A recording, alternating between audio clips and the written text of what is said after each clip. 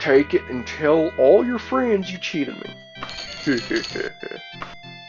What a loser! Do it! Yeah, I wouldn't mess with that guy though, because that is a Dwemer hammer. I wouldn't go on and get smacked with that.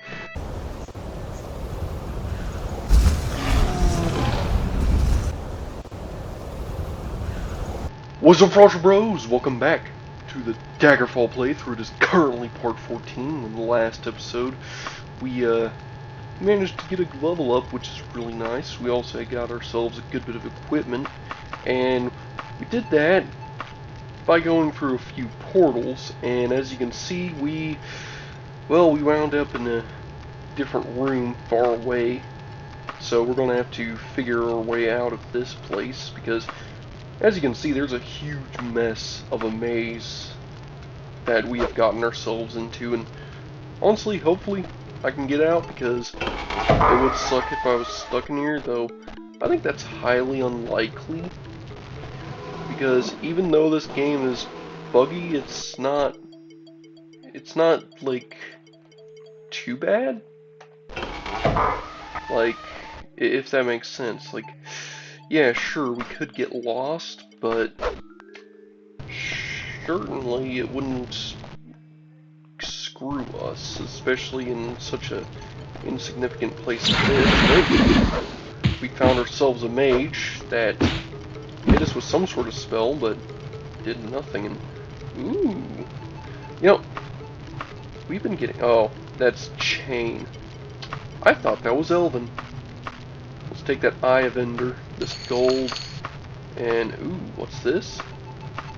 Just a +3. We got a +4, so junk to sell.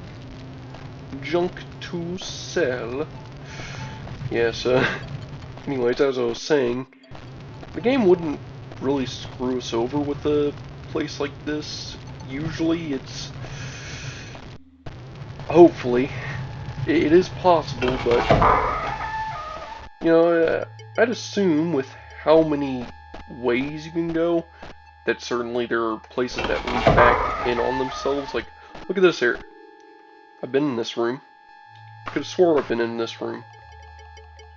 Yeah, I was in this exact room before. There's this here. Okay, I forget which one this portal goes to, but I remember this exact portal, I swear. Was I in this room? Tell you what, let's have a look. So, that took us here. Yeah, so we've been in this room too, so it is taking us through familiar areas. Let's, oh boy. Before I get too lost, I'm going to actually try to explore. If I remember correctly, this place was kind of closed off. Yeah, this room is closed off, but there's two ways. And did I go through this way or the other way? I forget. I think I went through the other way, so this way should be new. Oh, there's no response. Well, that's concerning. Now, is there any actual way out of this hallway? No. Well, that is very concerning. That means if I screw up somewhere along the lines, I can get trapped in somewhere like this, which is a completely closed off and closed room. And I know that's kind of like a... Oh yeah, this area. I remember this. This is the throne room. Yeah, we were here in the last episode, so we have a way to loop around, so that's cool. Question is, do we have a way to loop around somewhere, familiar? Let's see here. So we've explored this way. It looks like if we explore this way, we could actually wind up back at that route. Yeah, because that actually leads down there, and I've been in that section before. Okay, cool. So we may actually have a way back into familiar territory. We can probably enter the tower, and honestly, we've been exploring so long. I'm not sure how much we feasibly have left to gather. Like, we've killed and looted so many characters, like so many creatures and bandits and mages and Darrylstien monsters, and I mean, yeah, we wound up back here. This place we've been in a few times.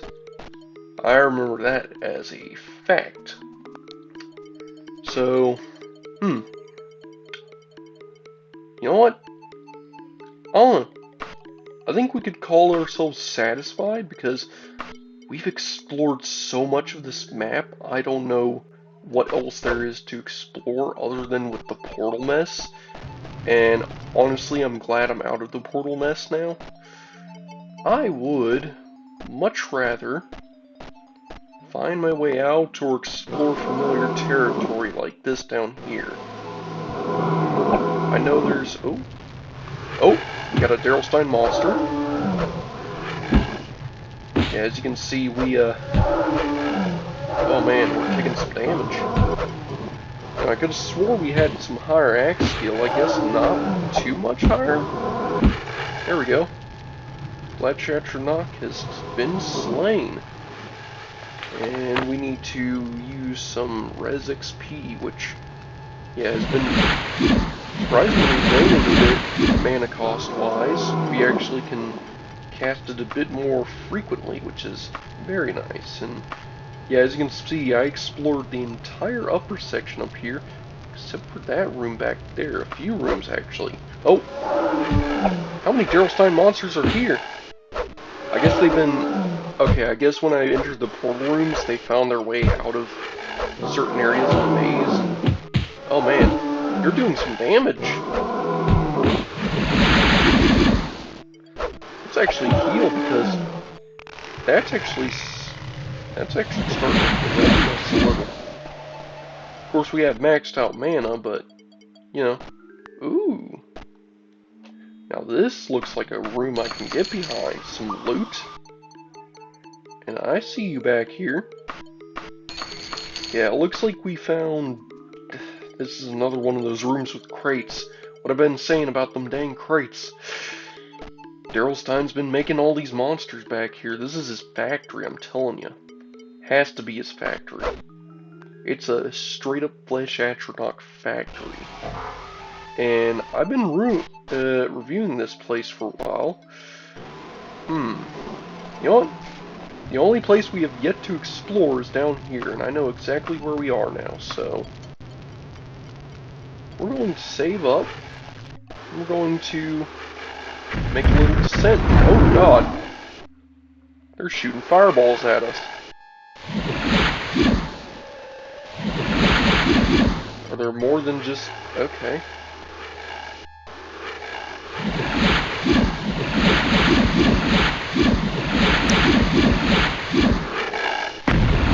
Oh god. There were two imps here. Huh. Well anyways, we managed to kill the imps. Stole their blood. Got some loot down here, so it was worth coming down here. At least kinda, sorta. There was a campfire here. Oh! Oh god. This here's a horde of mages. Yeah, this is all the enemies that have been falling down here, and as you can see... Oh. As you can see, they, Ooh, what's this? Sage of Agorthuskov? You know, I do like to read every now and then, and, you know, we found a good book here, so I guess it's a little bit of reading time with Frost for Brew. The Sage. Crackle, snap, hiss, flicker, bright, dim. The fire in the heart provides light and heat.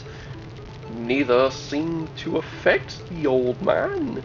His reclining figure stares into the flames, and flames reflect back from his deep, dark eyes, indigo blue robes reflect and yet absorb the firelight, and highlights of golden threads twinkle as the flames flicker.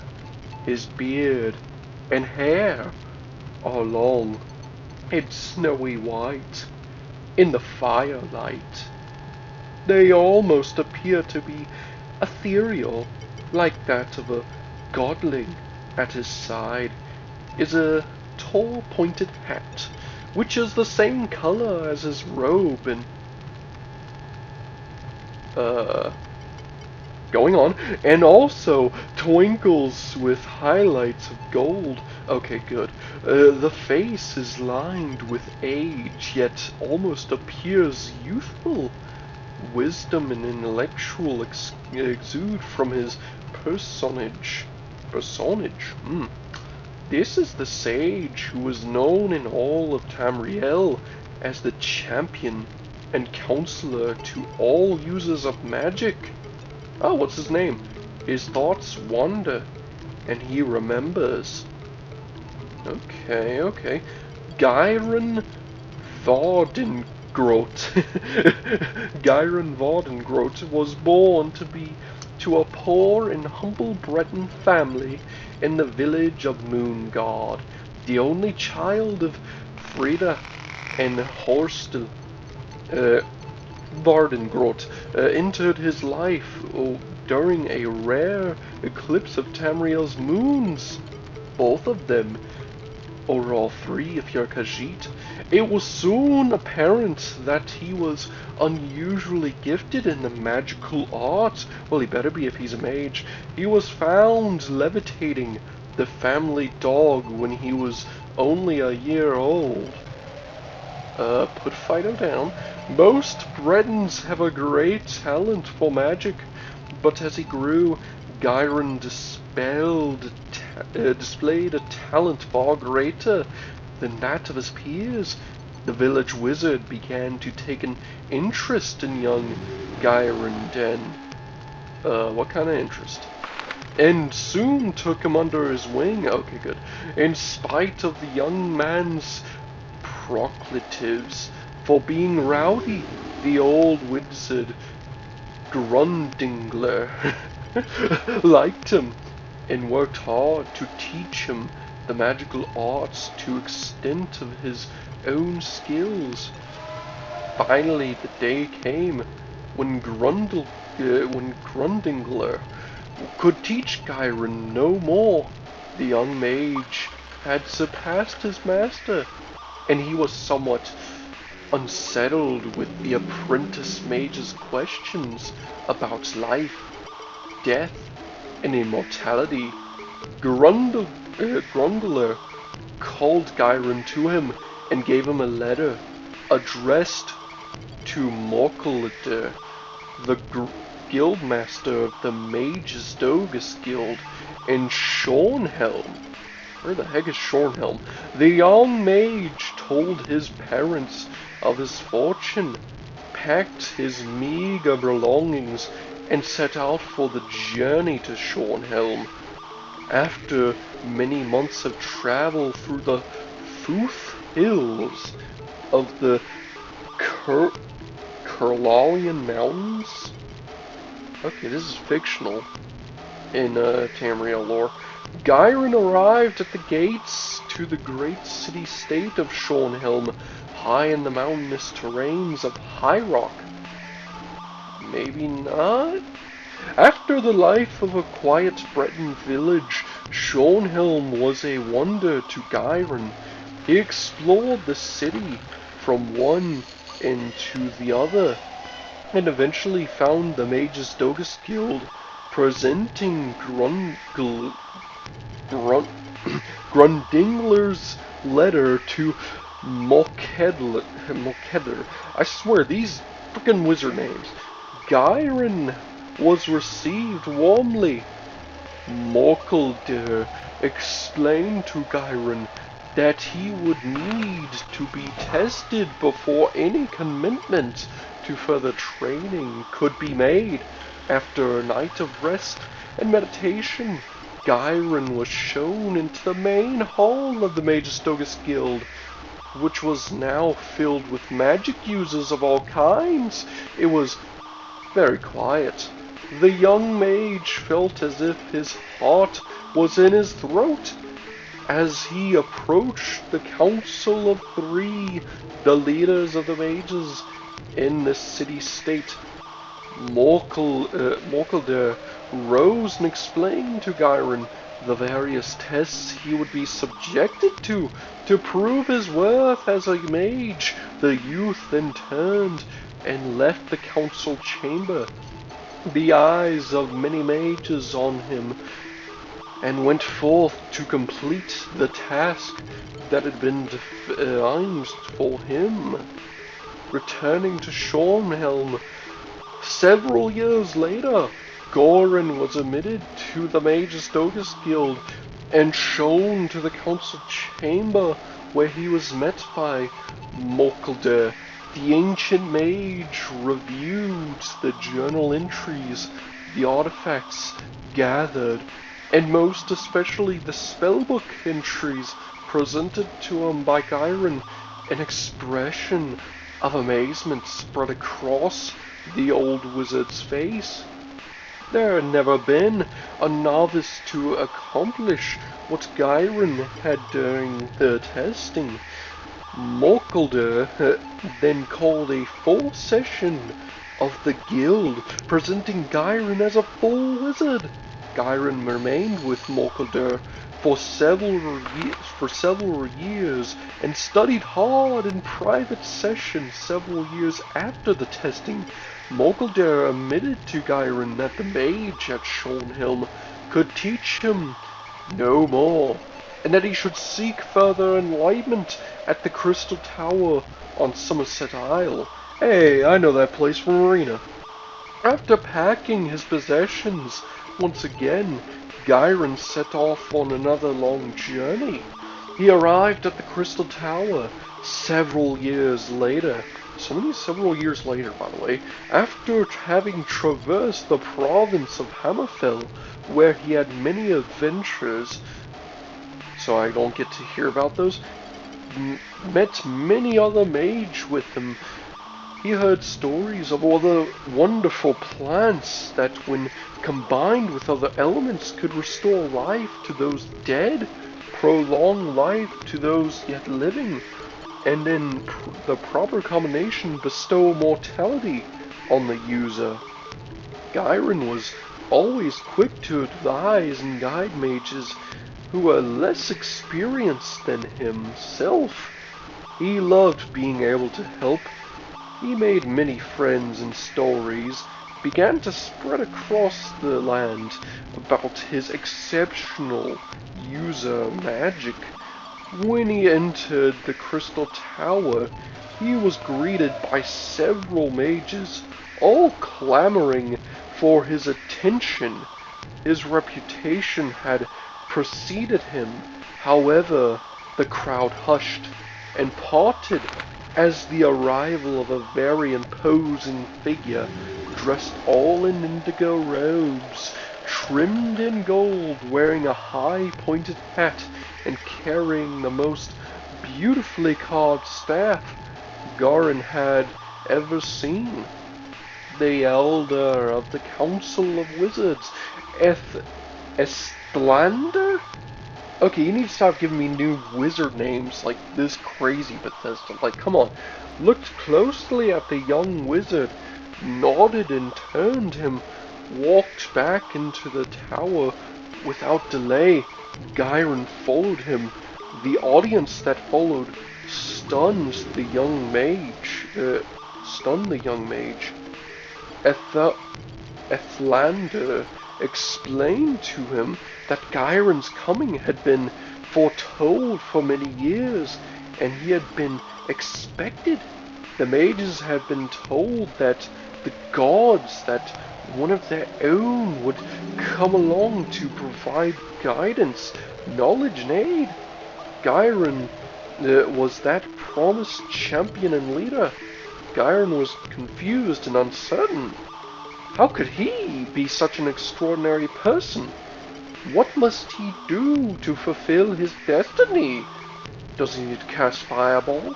Many questions spilled from him, to which Ethlander could not provide the answers. The elder suggested that Gyron cast Fireball and stay with them in the Crystal Tower for a while and study Fireball. This he did.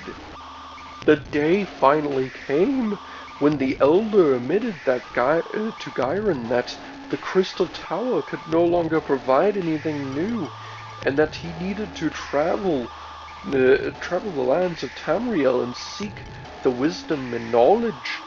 The elder sighed and told Gyron how sad he was that the Crystal Tower was losing him, but that his destiny must be fulfilled.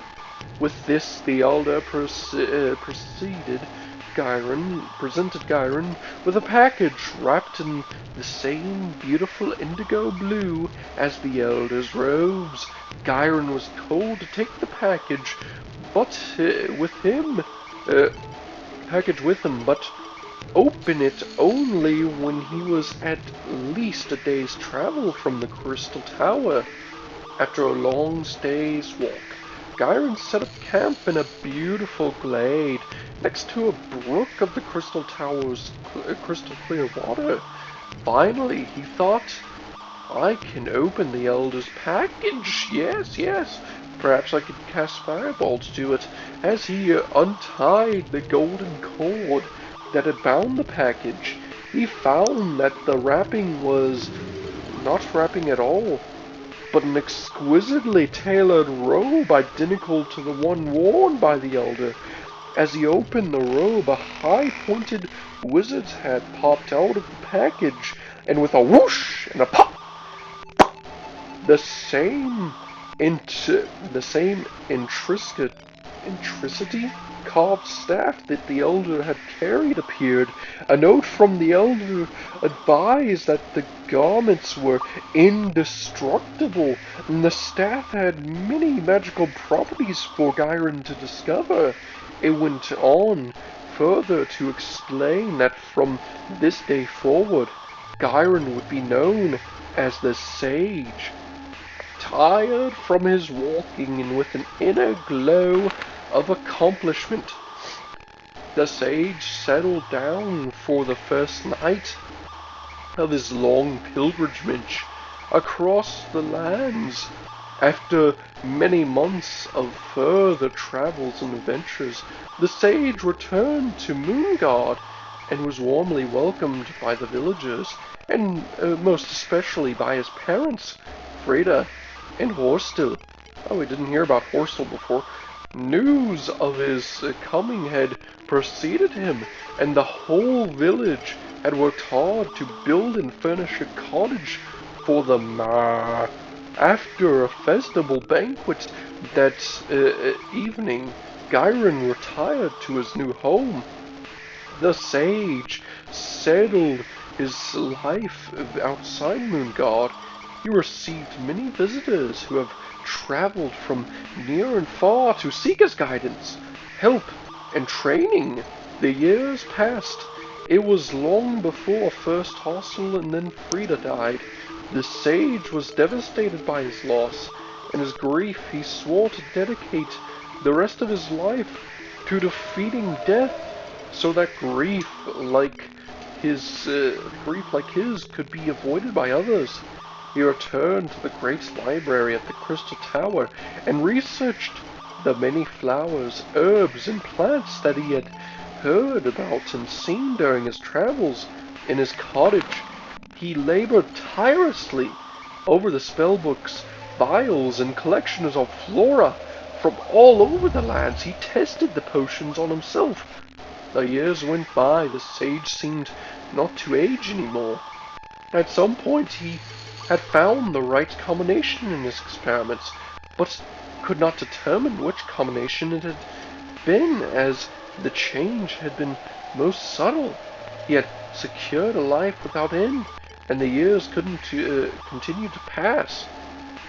Now that's actually interesting. That means there's a different way to become immortal. other than just being a Daedric Prince, a vampire, a lich, or the Nerevarine. You could actually get a concoction to make you immortal, according to this in the Elder Scrolls. I like that. Anyways, continuing, mages come to him for help, which he freely gave.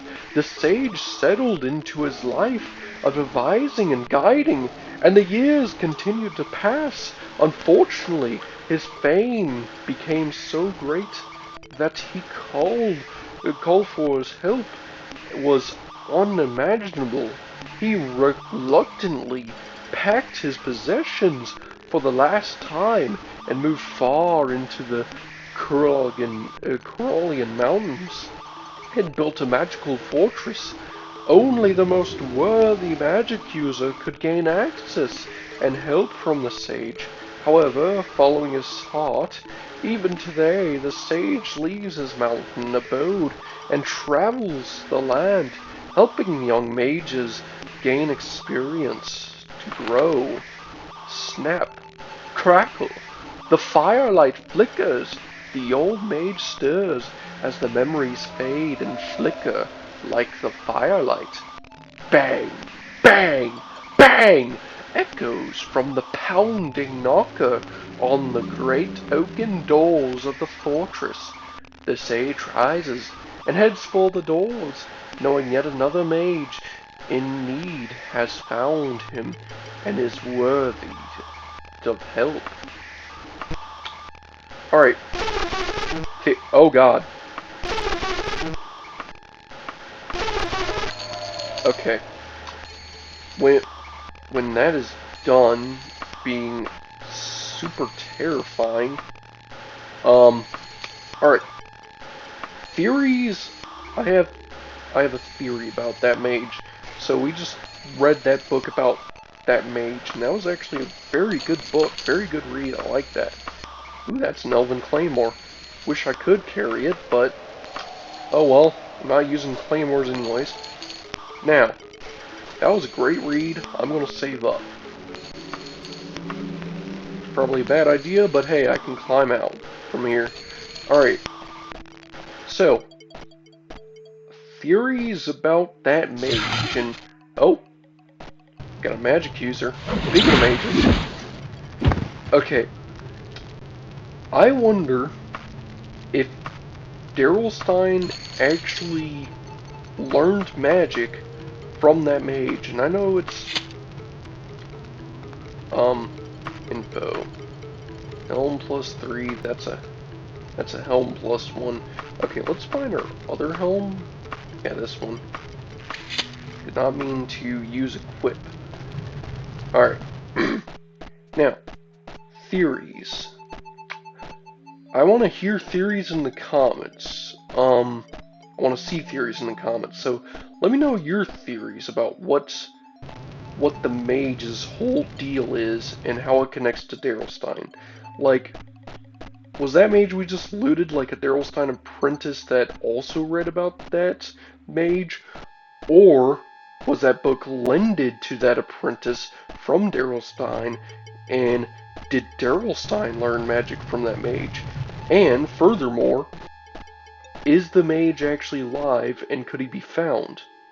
Furthermore, is the mage someone we could say, in theory, figure out who he could be? Because, you know, magic is a funny thing.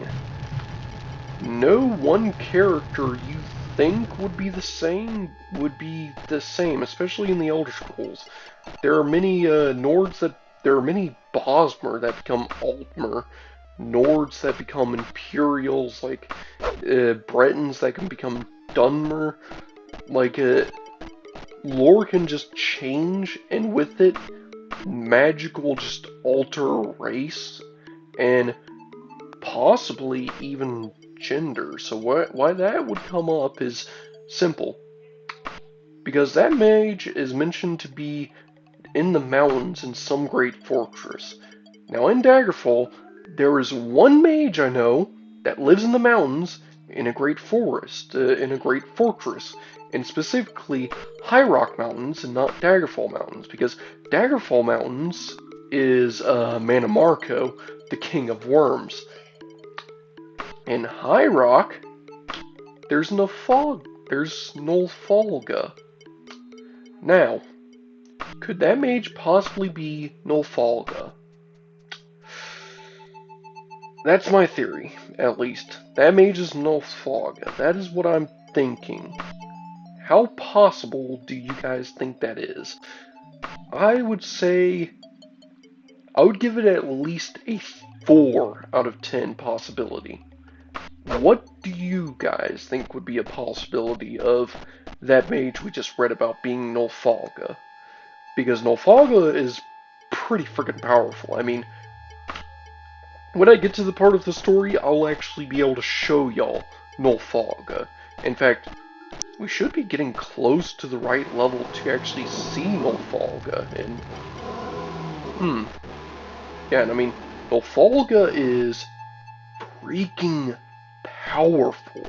Like, if you want to know what Nulfalga's whole ordeal is, you know how we get sent into the bay by like a storm?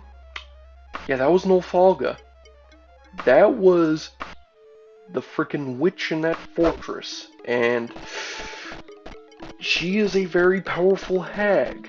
In fact, she is extremely important to the game because she just so happens to be the hag you have to actually speak with for finishing the main plot of the game. So, you know, a very important character. Yeah, but anyways, I think we should be getting close to wrapping things up in, what is this place? The Tower of Morehouse. So, we're going to wrap things up here in the Tower of Morehouse, get a full-blown, honest review. But first, I'm going to check a few hidden rooms, because there's a hidden room right here somewhere. Aha! Oh. You know, I've walked past that hidden room like 30 times, thought it was important. Now, there's also this room in here. Oh! Okay, so we have another one of Darrylstien's apprentices. We're going to take gold. You have... I'm going to use info, not equip. So you do have some very valuable stuff. I mean, would love to take it if I wasn't so over-encumbered, but hey, it is what it is. We're going to load up our cart and head out, because our cart is actually starting to look full, and I think it's time to fill up our coffers and our bank, because our bank account could actually use some moolah. Could use some moolah in our bank. Gotta outclass that Abe guy. Do it! Anyways, so we're going to make our way out of here because I do remember this pathway. It's been forever, but hey, I remember it. So we're going to stay and mess with our wagon. And we're just going to unload all of our crap. And by all of our crap, I mean all of our crap. And yeah, I'm going to have to look at this. So what is this? Parchment? I'm going to use this right quick. Yeah, Morgaya. We already did that quest, so don't need to use that anymore. So we're basically waiting for a new letter. And as you can see, we have 215.25 pounds in our wagon that can hold 750 pounds. And that was the Tower of Morehouse. Now, honest review of Darrylstien's lab in the Tower of Morehouse. I'm going to be honest with y'all. This place here, I would actually suggest going here. Like, this is actually a very good spot to level up, get some loot. It has flesh atronoxes, so if you don't like dealing with flesh atronoxes, probably don't head here, but, you know, it's on this pixel to the left of this lake in Auntie Claire, specifically this lake to the northeast of this bay. The bay that looks like a dagger in Auntie Claire, not the bay that looks like a crescent with this island, but this lake here. Now, you're probably wondering, well, how the heck are you supposed to get here if you don't have it on your map? Well, if you were to say run, because if I were to not use find, actually, if I were to use I'm at, yeah, as you can see, it points directly at this dungeon. If I were to start heading north and then say head here, in fact, I think I'll show y'all. I'll actually do a speed ahead of going to Wailing Omen of Mara, so I can show y'all, because you could in theory go from Wailing Omen of Mara all the way to this dungeon here. All you'd have to do is go east by 1 square on the map. You would have to use find to make sure you're 1 square to the right, and then you'd have to just head south on this line until you reach the Tower of Mournhouse, specifically 3 pixels down. Now, you're probably wondering how far 1 pixel is on the map. So tell you what, I am going to do a speed ahead, and I'm going to constantly check my map. I'm going to drop a 2 save since I'm outside, and I will do a 50 times speed ahead, meaning that everything will be multiplied by 50, and just keep that in mind. Now we're going to do the speed ahead here in 3, 2, 1.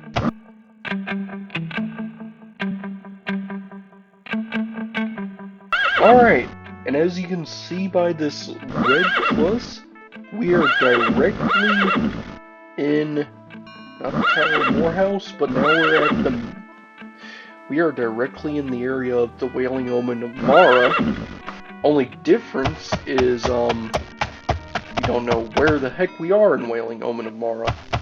Though it did just start snowing, so that could be a sign that we've entered the area. And as you can see, we did technically enter... Oh, we're entering the region, so that means we're close. We probably just left the area and re-entered. So, it is somewhere around here.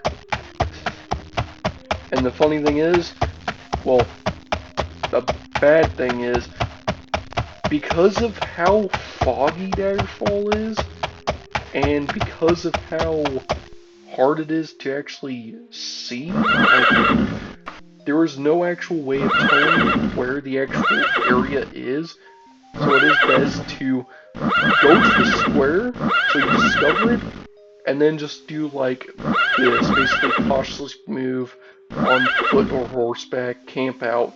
It'll take 1 day to recenter yourself. And as you can see, we're now in town, despite the fact that we were, well, in the wilderness somewhere all the way out there. And now we're in a holy town. And as you can see, there's only like 1 church here, and that's about it, because it is a holy town. It's not like a bustling city like Auntie Claire. Which, speaking of which, we might as well actually head back to Auntie Claire. We had a good journey. Loved the music here in the Olms of Mara, or whatever that place was, but screw it, we're going back to Auntie Claire. Auntie Claire. I miss this place. And we had a good looting in the Tower of Morehouse, which, honestly, I didn't give it an honest review, but with the Darrylstien monster, with Darrylstien as Darrylstien monsters, and Darrylstien technically being a monster with the kind of stuff he was doing, I would actually give that place a review of... I'd say that place was a 7 out of 10. Wasn't bad. Like, honestly, I've seen a lot worse dungeons. That was actually a good dungeon. I may actually go back to re-rate it just to get some more XP and loot. But first, now that we're here in the town, we're going to hit some places up. We're going to sell some goods. You know, do the usual routine. Probably get some questing in. We're actually going to see if maybe the knights would take us now. Now that our axe skill is a 37, though. 37 probably isn't the best. We probably need it to be like a... Honestly, a 35 is probably what we needed it at, though. I think we had it at a 30 when we last checked, when they said, hey, raise those skills and maybe we'll consider it. So maybe 35 is the right one. We actually surpassed it a little. Well, anyways, if that's the case, we're going to go ahead and check that area out and get everything done. But first, we're just going to go up to this great old man up here smacking away at his anvil, and we're just going to sell all of our junk. Don't worry, it's all just stuff we do not need anymore, and stuff that will just get us a lot of money. I mean, look at all this stuff. And as you can see, it's dropping a lot of weight, and sweet mother of Azura, that is a lot of moolah. Now the question is, how much moolah are we actually going to get from this? Alright, so, oh yeah, let's check the wagon for all of these areas, because, okay, we're going to sell 5,000, wow. Listen, I will offer you absolutely maximum what I can without losing my shirt. Here's 5,215 moolah. 5,000 moolah! Take it and tell all your friends you cheated me. What a loser! Do it! Yeah, I wouldn't mess with that guy though, because that is a Dwemer hammer. I wouldn't go on and get smacked with that. That thing can knock out a harpy.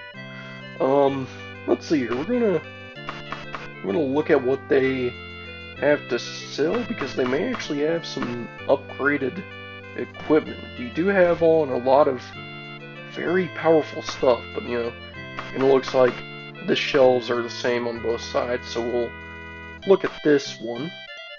Maybe they have a better axe. Nope. Well, it was worth a shot. But we're going to leave now. We're gonna... I wonder if the general store will buy anything that our wagon has. Because I'm pretty sure the general store can buy few things. Yeah, it'll actually show up what all it's willing to buy, and you know, I didn't check the power on that cloak yet. I want to sell everything else, and I want to take a look at that cloak in a moment. We have plenty of gold, so we can probably make a good identify spell by now.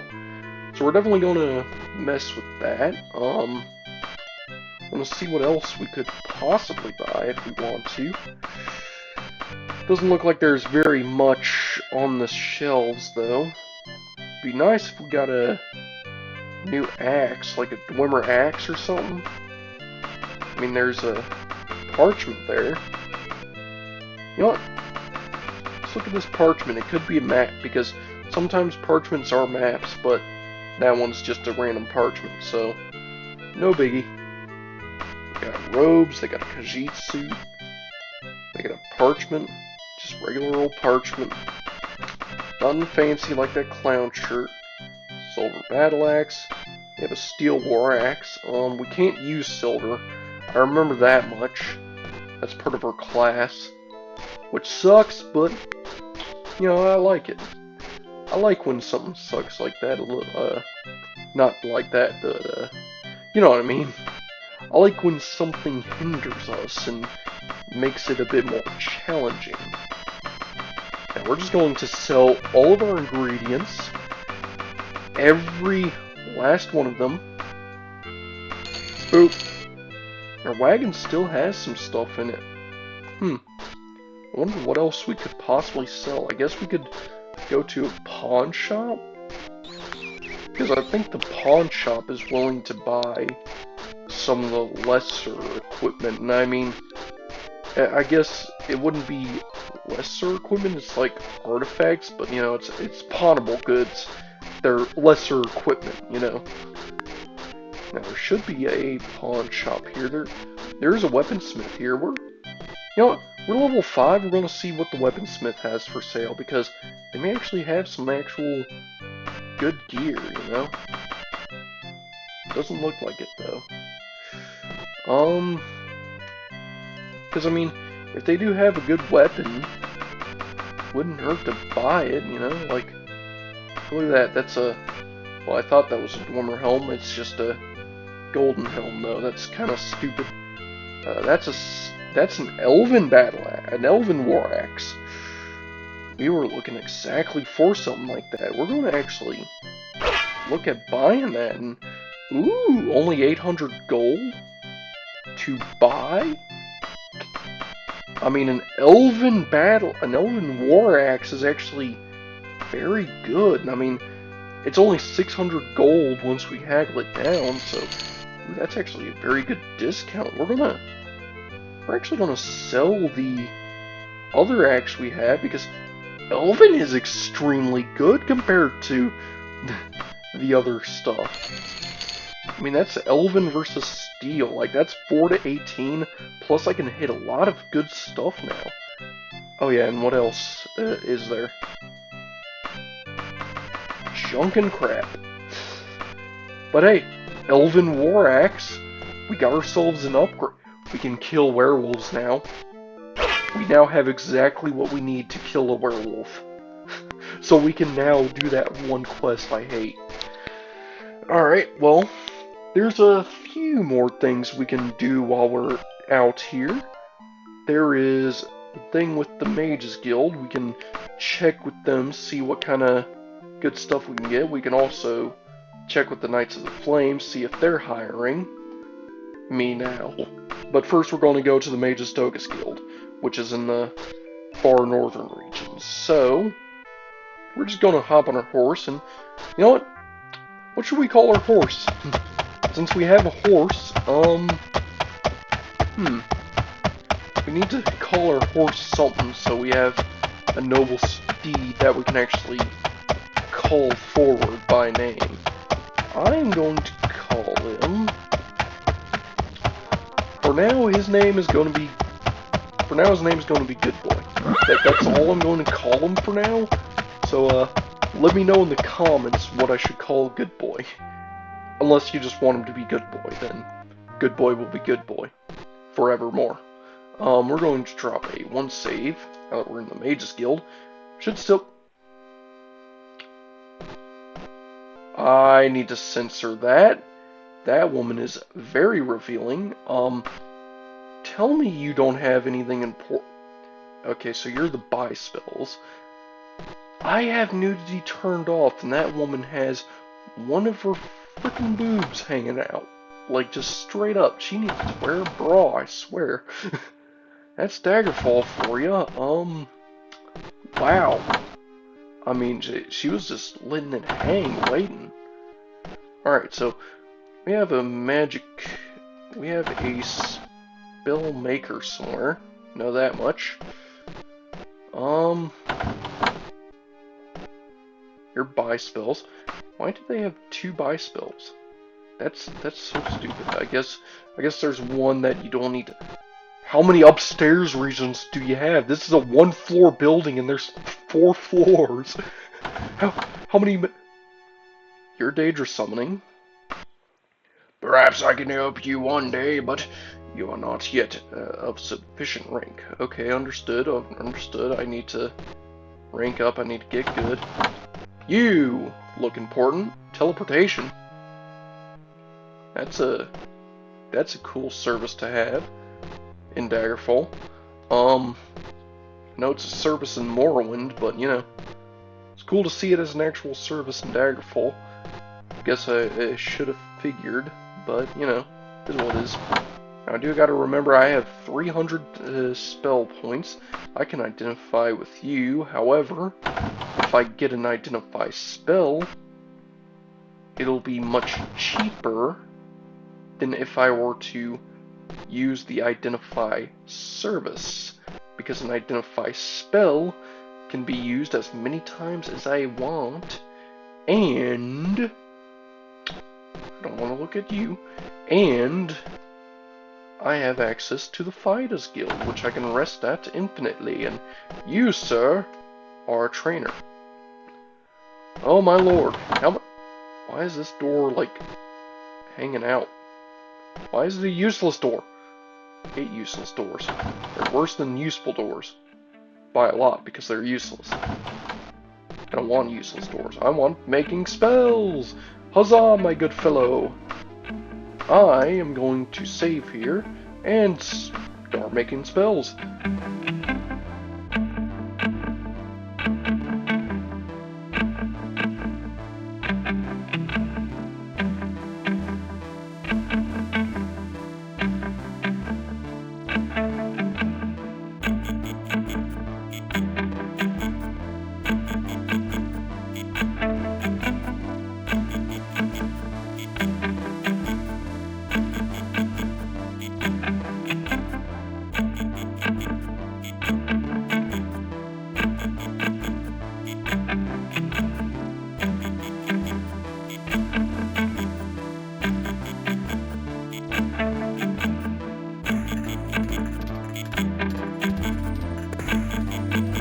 We have all sorts of spells now. You know what we should do? I'm going to go to the Fighters Guild. We're going to rest there. And yeah, it is late in the game, and I'm definitely going to have to censor that woman out. Let me tell you, because that is just despicable. But anyways, we're just going to head down to the Fighters Guild, which I do know is south of here by a lot. And I guess we'll end things over at the Fighters Guild, and I'll actually identify the robes we have, since we have this new spell, and we should be able to use it. I want to use it to try and identify the magic item we have on our person. I mean, I would like to know what it is before I sell it, and having a spell that we can now use whenever we want to see what something is very nice, because that means we can check what something is before we decide to sell it, you know? Like, that'd be very nice. That'd be very nice to do. Like, be able to actually see what we have instead of just going to some random boy in the Mage's Guild and just be like, hey, identify for this for me. So yeah, now we can sit here until fully healed. And of course, we can just rest about as indefinitely as we want. Mercantile, running skill, yada yada. And now we can cast Identify. And ooh! Let's identify. 0 out of 1 items identified. Do not have enough spell points. Well, what we can do is, now that we cast that spell, should give us a bunch of XP for that one thing. Now, we have should be in magic items now. Yeah. We can identify. 0 out of 0 out of 1 items identified.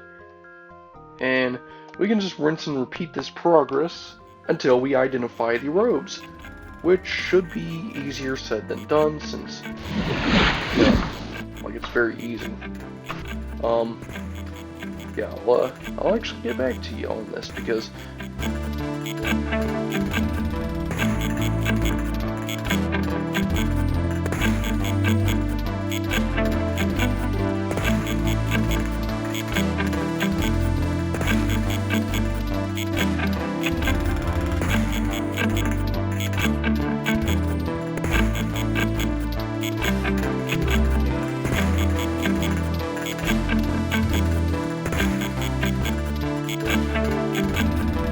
alright, I have been trying to identify this one item for so long. I don't know what powers it is. I'm gonna equip it. Oh. What the? Oh. It fortifies our agility.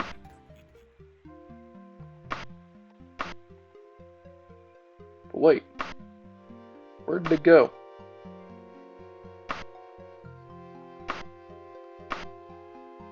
Oh shoot, dude. Do we have both cloaks on? We have both cloaks on. Okay, so it's It's a Fortify Agility Cloak? It only goes up to 100, so I'm not sure if it's actually pretty good or not, because... What is our agility, actually? Okay, so our agility is a 90. I don't think it's a very good spell. So, tell you what, we're not going to use it. What we're going to do is drop a save here, and I guess before we wrap things up, I will test haste so we can actually see what the difference is like. So, of course, without haste, this is my current swing speed.